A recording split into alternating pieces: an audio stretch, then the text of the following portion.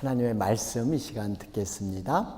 누가복음 11장 5절에서 8절 말씀 함께 합니다.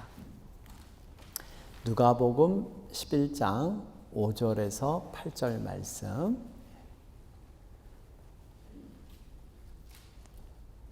화면에도 우리 말씀이 띄어져 있습니다. 제가 대표로 봉독해 올립니다. 또 이르시되 너희 중에 누가 벗이 있는데 밤중에 그에게 가서 말하기를 벗이여 떡 세 덩이를 내게 구워달라. 내 벗이 여행 중에 내게 왔으나 내가 먹을 것이 없노라 하면 그가 안에서 대답하여 이르되 나를 괴롭게 하지 말라. 문이 이미 닫혔고 아이들이 나와 함께 침실에 누웠으니 일어나 내게 줄 수가 없노라 하겠느냐. 내가 너희에게 말하노니 비록 벗됨으로 인하여서는 일어나서 주지 아니할지라도 그 간청함을 인하여 일어나 그 요구대로 주리라. 아멘. 할렐루야. 오늘 오신 여러분들 축복합니다. 오늘은 얘기 하나로 우리 말씀을 시작하고자 합니다.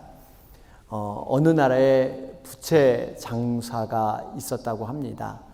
이 부채 장사가 자신의 부채를 팔면서 이렇게 광고를 했어요. 내 부채는 10년 동안 쓸 수 있는 아주 튼튼한 부채입니다. 이런 광고를 했다고 해요.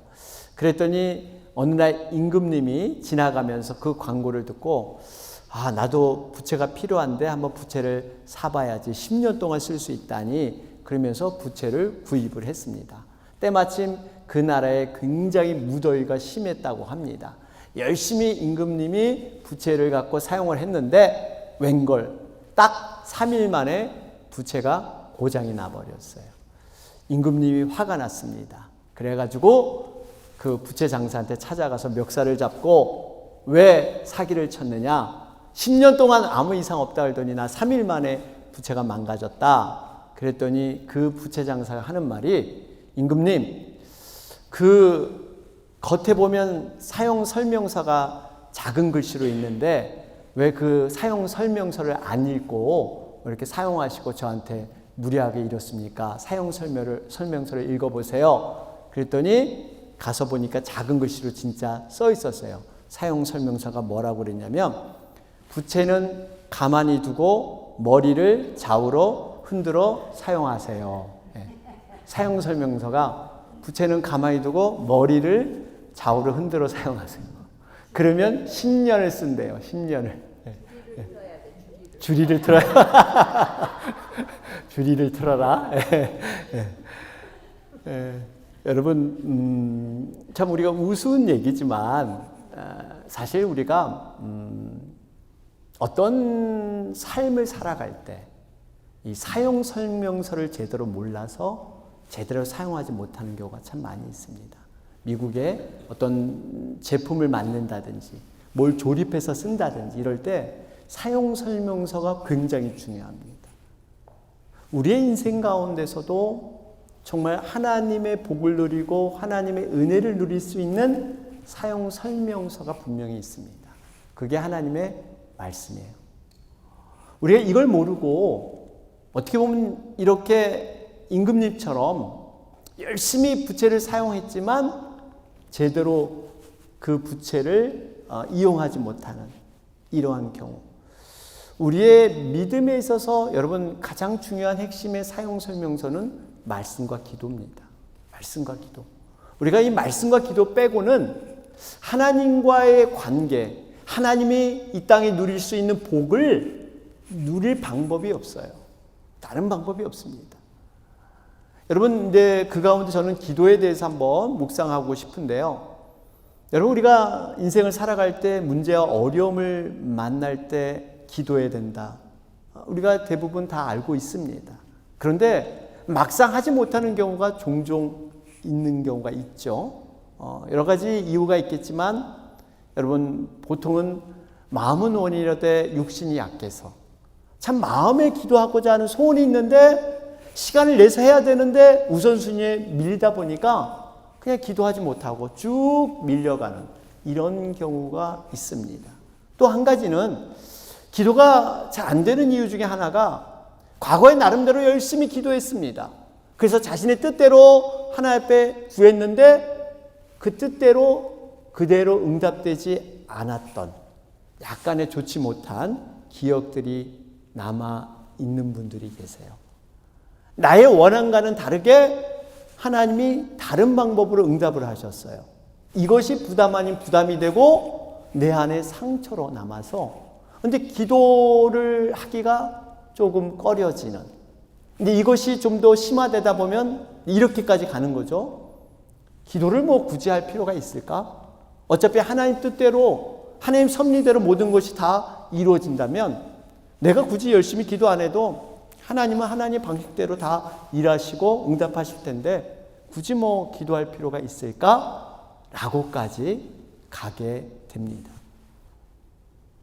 여러분, 이 얘기를 이제 사도 바울의 예를 들어서 많이 얘기하죠. 우리 지난 시간에 살펴봤잖아요. 열심히 육체의 가시를 위해서 3번씩이나 간절히 기도했는데 웬걸 고쳐주진 않으시고 그냥 네 은혜가 내게 족하다. 너 그냥 그렇게 사는 게 좋아. 이런 응답. 분명히 고쳐달라고 기도했는데 고쳐주셔야 되는데 이 응답이 다른 거예요. 자기 생각과는 다른 거예요. 근데 바울은 그 속에서 굉장한 하나님의 섭리와 비밀을 깨닫게 되죠. 이렇게 약하게 하신 이유는 나를 더 교만하지 않기 위해서, 내가 약한 것을 통해서 더 강함을 하나님을 경험하고 체험하고 그걸 자랑하기 위해서 그렇다. 바울은 참 은혜가 있고 믿음이 있는 사람이죠. 여러분, 분명한 것은 왜 우리가 이렇게 기도하는 거에 대해 꺼려할까? 그거는 여러 가지 이유 중에 하나가 아마 하나님은 절대적으로 선하시고 하나님은 신실하시다. 여기에 대한 확신. 또 하나님은 내 생각과 내 판단보다 하나님은 분명히 더 기쁘시고 더 오묘하셔서 하나님의 일은 내 생각과 판단보다 좋은 것이다. 하나님은 나를 정말 사랑하신 분이다. 사랑하는 자녀에게 정말 이 떡을 달라면 돌을 주고 뱀을 달라면 생선을 주겠느냐. 그러나 내 눈에 보이기에는 내가 원하는 것이 아닌 것 같지만 하나님이 나에게 좋은 것 주신다. 또 하나는 하나님께서는 여러 가지 정말 깊은 과정 속에 단순히 지금 내가 처한 것은 하나의 그 단계에 불과한데 그것이 우리는 결론 난 것처럼, 그것이 우리는 끝인 것처럼, 그건 단순히 지나가는 그 단계인데 우리는 그걸 결론 내려버리니까 하나님이 일할 수 있는 찬스를 안 주는 이런 경우도 우리에게 있습니다. 분명히 하나님은요 선한 분이신 걸 여러분 믿으시기 바랍니다. 절대적인 믿음이 있어야 돼요. 내가 눈으로 보고 내가 판단하는 것 근시안적인 이 생각보다 하나님은 기쁘시고 분명히 나를 사랑하십니다. 여러분들의 기도를 분명히 들으시고 귀 기울이신다는 거예요. 여러분, 이렇게 기도한 대로 바라고 정말 믿은 대로 응답되는 역사들이 또 성경에 굉장히 많이 있어요. 마태복음 8장 2절 3절에 가보시면 한 나병 환자가 예수님을 찾아와 병을 낫게 해달라고 간구하죠. 절하면서 이르되 주여 원하시면 저를 깨끗하게 하실 수 있나이다 하거늘 예수께서 손을 내밀어 그에게 대시며 이르시되 내가 원하노니 깨끗함을 받으라 하시니 즉시 그의 나병이 깨끗하여진지라. 여기 내가 원한다는 건 예수님도 그래 너가 원하는 네가 병을 낫길 원하는 그거 나도 원해 그러면서 고쳐주신 거예요. 여러분 분명히 성경을 자세히 보면 많은 부분에서 우리 주님께서는 기도를 강조하고 계세요. 야고보서 4장 3절에도 너희가 얻지 못하면 구하지 아니하기 때문이요. 우리가 얻지 못하는 건 구하지 않기 때문에, 기도하지 않기 때문에 우리에게 주지 못하신다는 거예요.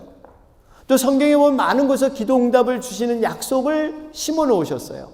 이게 굉장히 많은데 제가 몇 군데 구약과 신약을 좀 예를 들어 본다면 예레미야 29장 12절 13절 말씀.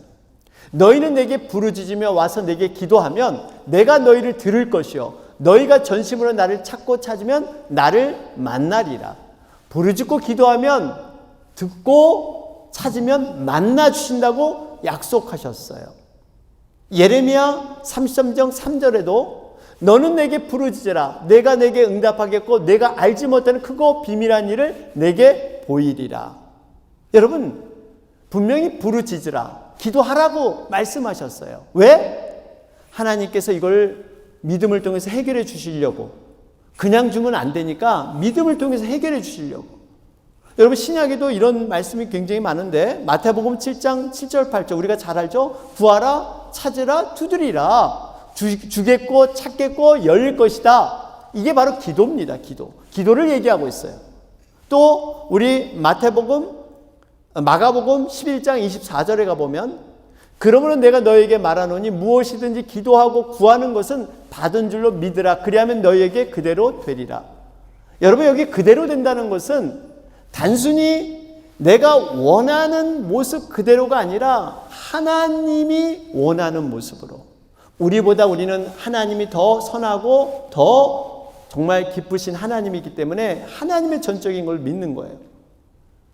여러분 그러면서 우리 기도를 분명히 하나님이 들으신다는 것을 우리가 요한계시록 8장 3절을 통해서 확실히 알 수 있지 않습니까? 하나님께서 분명히 우리 기도를 들으시고 하나님의 뜻에 반영하겠다. 이 말씀이 분명히 요한계시록 8장 3절에 나와 있어요. 여기 보면 또 다른 천사가 와서 제단 곁에 서서 금향로를 가지고 많은 향을 받았으니 이는 뭐예요? 모든 성도의 기도와 합하여 보좌 금제단에 드리고자 함이라. 지금 금향로에 향이 있는데 이 향 속에 성도의 기도가 합해진대요. 이 향연이 4절에 보니까 성도의 기도와 함께 천사의 손으로부터 하나님 앞으로 올라간대요. 결국 어떠한 금향로에 있는 향연과 함께 성도의 기도가 함께 합하여서 하나님 앞에 지금 올라가는 거예요. 하나님 앞에 올라갔다는 건 하나님이 그 성도의 기도를 분명히 듣고 분명히 알고 계신다는 거예요. 그걸 통해서 이 땅에 쏟아붓는 것, 이게 기도 응답이에요. 그래서 이 땅에 쏟음으로 말미암아 이제 하나님의 응답이 일어나는데 이 말씀은 성도의 기도가 반드시 하나님의 뜻에 함께 연합해서 합하여서 하나님은 최종적으로 하나님의 뜻을 나타내신다. 이렇게 말씀하고 있는 거예요. 오늘 말씀 누가복음 11장에 보면 예수님께서 항상 기도의 장소를 정해놓으시고 또 시간을 정해놓으시고 기도를 하니까 이 제자들이 기도에 대해서 배우고 싶어 했습니다. 그러면서 예수님께 우리에게도 좀 기도를 가르쳐 주십시오. 너무 부러운 거예요. 우리 주님을 보면 정말 하나님과 깊은 교제로 나가니까 우리에게도 기도를 가르쳐 주십시오. 그랬더니 예수님께서 가르친 이 기도가 주기도문, 주님께서 가르쳐준 기도문, 주기도문을 말씀해 주세요. 이 주기도문의 앞에서는 무엇을 위해 기도해야 하는가 이런 말씀을 주시고 오늘 본문 바로 5절에서 8절 말씀은 어떻게 기도해야 될 것인가, 이 어떻게, how to에 대해서 기도에 대해서 설명해 주는 말씀이 바로 오늘 말씀이에요. 오늘 말씀을 딱 요약하면 한마디로 간청하는 기도입니다. 간청하는 기도예요. 여러분, 이 간청한다는 것은 우리가 딱 떠오를 때 어떤 사람이 무슨 부탁을 하잖아요. 그러면 이 때를 써서 어떤 이 간청하는 것을 방법이나 어떤 자세, 어떻게 이렇게 해서 그것을 이룰 것인가 여기에만 우리가 생각을 하는데 사실은 이 간청하는 기도 속에는 하나님을 어떻게 움직이며 천국의 곳간의 이 문을, 하늘 문을 어떻게 열 것인가 이 놀라운 방법을 여기에 가르쳐주고 있습니다. 오늘 본문 말씀의 이야기는 이렇죠. 한 사람이 있었는데 어느 날 늦은 저녁에 갑자기 여행 중인 친구가 찾아옵니다. 그런데 마치 그날따라 음식이 하나도 없는 거예요. 이 사람이 하는 수 없이 같은 마을에 사는 다른 친구를 찾아가게 되죠. 그래서 밤에 떡 3덩이를 좀 빌려달라고 요청을 합니다. 이런 상황에서 이 친구가 할 수 있는 2가지 가능성이 있어요. 하나는 이 친구가 떡을 구하는 친구의 요청을 거절하는 거예요. 받든지 거절하는 건데, 거절하는 거. 예를 들면 미안하지만 내가 문이 닫혔고 우리 아이들이 함께 지금 침소에 누웠는데 내가 당신에게 떡을 줄 수 없으니 돌아가시오. 미안합니다. 거절하는 거. 그런데 이 거절에 대해서 예수님께서는 이런 일이 일어나서는 안 된다. 이런 일은 정말 상식이 아니다. 이런 얘기를 하세요. 그러면서 8절의 결론이 내가 너에게 말하노니 비록 벗됨으로 인하여서는 일어나서 주지 아니할지라도 그 간청함에 인하여 일어나 그 요구대로 주리라. 여기 보니까 벗이라는 관계가 아니라 그 간청함 때문에 일어나서 주지 않겠느냐 이런 얘기를 해요. 여러분, 이 간청한다는 것은 어떤 의미가 있냐면 문자적으로 해석하면 부끄러움, 체면, 자존심 이걸 다 내려놓고 그저 자기의 그 소원을 얘기하는 것, 이게 간청함입니다.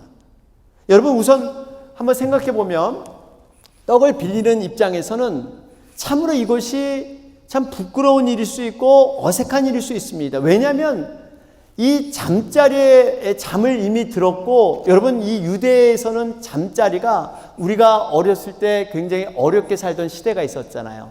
그냥 식구들이 쫙 한 방에서 누워서 이 첫째부터 뭐 넷째, 셋째까지 쫙 자고 엄마 아빠 이렇게 자고 할아버지 할머니 자고 완전히 대가족이 한 방에서 다 누웠는데, 여기에 부모가 떡을 이렇게 구하려고 이렇게 빼려고 일어나면 전체 식구가 다 깨는 거예요.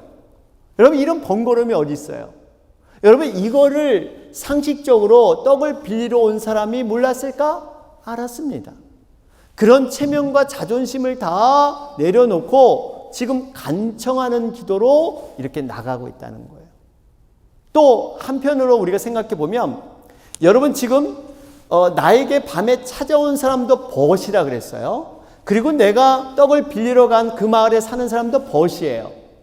여러분, 나에게 찾아온 벗과 내가 마을에 정말 이렇게 매일 보고 매일 만나는 그 벗, 어떻게 보면 내 관계성에서 나에게 우연히 찾아온 사람보다 매일 마을에서 만나는 그 벗이 더 중요할 수가 있습니다.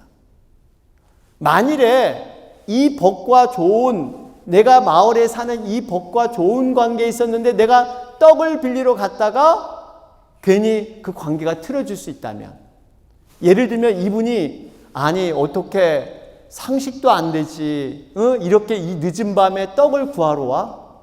아니 저분은 상식이 있는 분이야? 우리 가족들이 지금 어떻게 지금 자고 있는데 이 늦은 밤에, 여러분, 이런 관계를 만약에 다른 사람에게 또 얘기를 한다면 아마 그 마을에 소문이 나서 야, 저 집 정말 상식 없는 집이야. 어떻게 늦은 밤에 떡을 구하러 그렇게 올 수 있을까? 이런 얘기들이 나돈다고 생각해 보세요. 지금 이 사람 입장에서는 어떻게 보면 조심스럽고 이 사람에 대해서 좋은 관계로 유지하고 싶은 이런 마음이 클 수 있을 겁니다. 그런데 그걸 다 뒤로 하고 간청한다는 건 뭐예요? 체면과 자존심 모든 것 뒤로 하고 지금 그 찾아온 벗을 위해서 음식을 구하러 갔던, 이게 바로 간청하는 기도라는 거예요. 이 간청하는 기도를 성경에서 두 군데를 더 찾아볼 수가 있어요. 아브라함과 모세의 기도입니다. 여러분, 아브라함이 창세기 18장에 보면 어떤 기도를 하고 있습니까? 창세기 18장에 보면 하나님께서 아브라함을 찾아오시죠. 그래서 아브라함에게 친구라고 칭하면서 자신의 앞으로 일어날 일을 아브라함에게 얘기를 해줘요. 그것이 바로 소돔과 고모라가 심판받을 것이다. 이 얘기를 합니다. 그랬더니 느닷없이 아브라함이 기도를 드리기 시작하죠. 간청하기 시작하죠. 무슨 간청을 해요? 의인 50이 있다면 그곳을 멸하시렵니까? 그랬더니 하나님께서 소돔성 중에 의인 50인을 찾으면 내가 멸망시키지 않겠다. 소돔성의 상태를 아브라함도 알았어요. 거기에 의인 50명이 될까? 그들이 얼마나 악한데? 아니야. 그러면서 45명은 혹시 어떻습니까? 아니면 40명? 아니면 30명? 아니면 20명? 아니면 10명? 왜 이렇게 아브라함이 숫자가 축소되는 거예요? 아브라함도 그 지역이 얼마나 죄악된 곳인가를 아브라함도 능히 알고 있었기 때문에. 여러분, 그러면서 아브라함은 어떤 그 고백을 하면, 네 주여, 내가 감히 주께 고합니다. 주여 노하지 마옵소서. 아주 겸손하게 호소하면서 이런 고백을 해요. 이 이유는 아브라함이 두 마음이 있었어요. 어떻게든지 소돔과 고모라에 있는 조카 롯을 살리고 하는 그 마음도 컸지만, 한편으로 보면 내가 만약에 하나님이라도 거기서 의인 몇 명 있다고 내가 이걸 멸망시키지 않을까? 솔직히 내가 만약에 하나님이라도 이거는 될까 말까? 이런 이 안타까움, 이 두 가지가 아브라함 마음에 있었던 거예요. 그러니까 이렇게 간절히 간청하면서 사는 겁니다. 만일 아브라함이 염려하듯이 그의 기도가 너무 지나쳐서, 그의 요구가 너무 과해서 하나님이 뭐야 하고 거절하실까 봐, 노하실까 봐 그는 참 조심스럽게 이렇게 기도했던 겁니다. 그런데 여러분, 사실 아브라함이 이렇게 위험을 무릅쓰고 무리함을 무릅쓰고 기도할 필요가 없었던 상황이에요. 왜 그러냐면 창세기 18장 17절 18절 보세요. 여기 보니까 여호와께서 이르시되 내가 하려는 것을 아브라함에게 숨기겠느냐? 아브라함은 강대한 나라가 되고 천하 만민은 그로 말미암아 복을 받게 될 것이 아니냐? 여러분, 여기 보니까 아브라함은 지금 이 소돔과 고모라가 멸망하는 상황에서 강대한 나라가 된대요. 천하 만민이 그로 인해서 복을 받는데요. 여러분, 사실 아브라함은 이제 가만히만 있어도 하나님이 주신 복을 누릴 수 있습니다. 소돔과 고모라 관계없이 정말 이 복을 누릴 수 있는데, 자칫하면 하나님께서 노하시거나 그러면 자기가 누리는 이 복들, 이 정말 강대한 나라에 대한 이런 것들이 자칫하면 손해볼 수 있는 이러한 상황까지도 미칠 수 있었습니다. 그런데 그럼에도 불구하고 아브라함은 최선을 다해서 자기의 유익이 아니라 그 소돔과 고모라를 위해서 최선을 다해서 간청하는 기도를 드립니다. 이런 사람이 또 모세가 한 명 더 있어요. 출애굽기 32장 내용 잘 아시잖아요. 금송아지를 만들잖아요. 우상 숭배를 하자 하나님이 진노하셔가지고 모두 멸망시키겠다. 이것이 출애굽기 32장 9절 10절 말씀이에요. 여기 보면 여호와께서 또 모세에게 이르시되 내가 이 백성을 보니 목이 뻣뻣한 백성이로다. 그런즉 내가 하는 대로 두라. 내가 그들에게 진노하여 그들을 진멸하고 너를 큰 나라가 되게 하리라.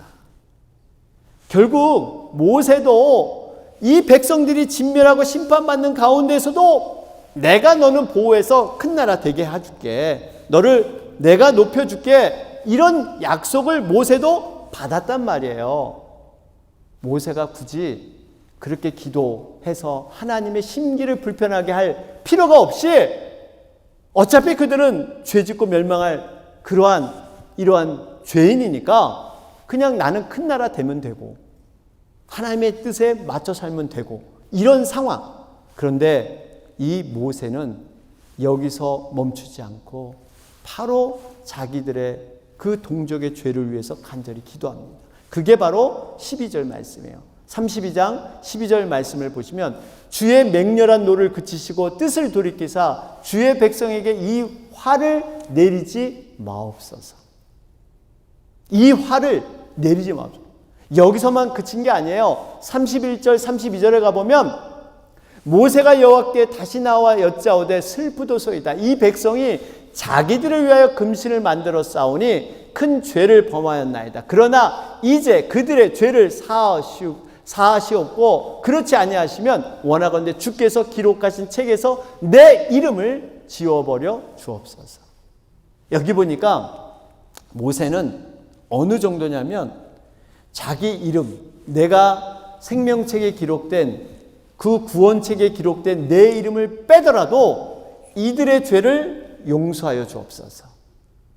내가 구원받지 못하더라도 이들이 구원될 수 있다면, 이들이 용서받을 수 있다면 내가 이 모든 것을 내려놓겠습니다. 여러분, 지금 아브라함과 모세의 기도를 어떻게 생각하십니까? 이게 상식적으로 이해가 되지 않는 기도예요. 도대체 이들이 무엇이 있었기 때문에 이 죄인들을 위해서 이렇게 간청하는 기도를 드릴 수 있었을까요? 이유는 딱 합니다. 딱 하나예요. 바로 사랑이에요. 사랑. 그 죄인에 대한 사랑. 아브람과 모세는 사실 가만히 있으면 하나님께 인정받고 하나님이 부한 자로 하나님이 높일 수 있는 이러한 자였지만 먼지와 같이 자신들도 그 죄인들의 하나와 같이 그러한 마음을 가지고 그 영혼들을 위해서 중보하는, 간청하는 기도를 드렸다는 사실입니다. 여러분, 이 간청하는 기도는 그 기도의 힘의 뿌리가 사랑이에요. 사랑. 사랑. 그래서 두려움과 체면과 자존심 모두 버리고 그 사랑 때문에, 그 영혼에 대한 사랑 때문에 이 간청하는 기도를 상식의 선을 뛰어넘어서 하나님의 놀라운 자비와 긍휼을 붙들고 그것을 끌어내는 힘. 원래 하나님은 심판할 계획이 있었지만 간청하는 기도를 통해서 마음을 바꾸시잖아요. 소돔과 고모라를 하나님은 멸망하시지만 다시 롯을 구하고 이스라엘 백성들을 다시 살리지만, 예를 들면 이런 거와 같습니다. 여러분, 어린아이가 왜 엄마한테만 그렇게 투정 부리고 엄마한테만 울고불고 왜 뭐 사달라고 엄마한테만 그럴까요? 다른 엄마나 다른 사람 오면 그렇게 울다가 또 뚝 그치다가 자기 엄마 오면 그때부터 그냥 갑자기 울기 시작해서 이거 사달라고, 이거 해달라고. 이게 왜 그럴까요? 엄마에 대한 사랑 갈구, 믿음이 있기 때문에. 그러니까 이 엄마는 나를 사랑하고 내 말을 들어줄 거야.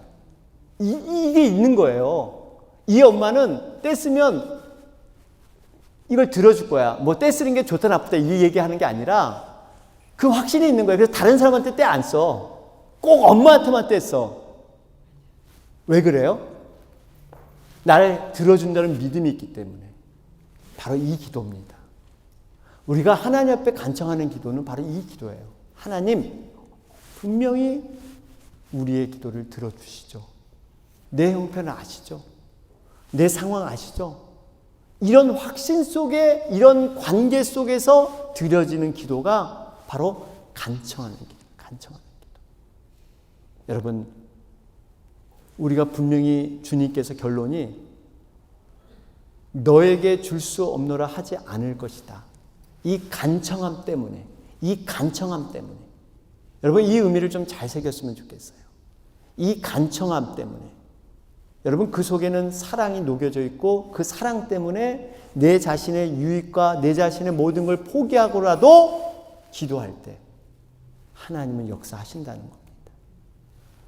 라스베가스를 여행하게 되면 반드시 거치는 여행 코스 가운데 하나가 여러분 후보댐이죠. 후보댐. 아마 가보셨죠? 후보댐. 이 후보댐이 건설됨으로 말미암아 남가주 일대가 전력이 공급되는 이러한 일이 일어났습니다. 후보댐은 1930년대 대공황 시절 실업자들이 많이 생기니까 뉴딜 정책이라 그러죠. 이러한 실업자들을 일할 수 있는 자리를 마련해서 나라를 다시 한번 경제를 돌리자, 이런 계획에서 이렇게 사람들을 모아서, 당시로는 여러분 이 건축 기술 이런 것으로는 상상하지 못하는 첨단 공학 기술로 기적을 일으켰습니다. 후보댐이 너무나 큰 공사이기 때문에 한 개의 공사업체가 안 되고 6개 공사업체가 합작해서 이 후보댐을 만들었다고 하죠. 2만 1,000여 명이 함께 모여가지고 이 가족도 없이 전기도 없이 물도 부족한 천막에서 지내면서 이 후보댐을 건설했습니다. 건설 도중에 그만 96명의 희생자가 생겼어요. 이유는 그 당시 지형적인 악조건과 평균, 여러분 온도가 이 섭씨로 여러분 48도, 섭씨, 사람 몸 온도가 몇 도예요? 38도. 6도, 그 정도 되죠. 48도. 여기서 96명이 그렇게 희생돼서 죽어가서 후보댐이 완성이 됐다고 합니다. 오늘날 가보면 후보댐 밑에 명단, 그 죽었던 사람들의 희생자의 명단이 이렇게 들어있으면서 그 밑에 글귀가 이렇게 새겨져 있다고 합니다. 이들이 이곳에서 희생된 이유는 사막에서 장미꽃을 피우고 골짜기에 생명의 강을 흘러가게 하기 위해서입니다. 사막에서 장미꽃을 피우고 골짜기에서 생명의 강을 흘러가기 위해서 이들이 희생됐습니다. 이렇게 그 판에 기록되어 있다고 합니다. 여러분, 이렇게 세상에서 많은 사람에게 유익을 주기 위해서 희생한 사람들도 이렇게 기념하고 가치 있게 기억되고 있는데, 우리가 정말 하나님의 교회와 영혼들을 위해서 기도하고 섬기고 헌신한 이 모든 것들이 얼마나 아름답게 하나님 나라에 기록되겠습니까?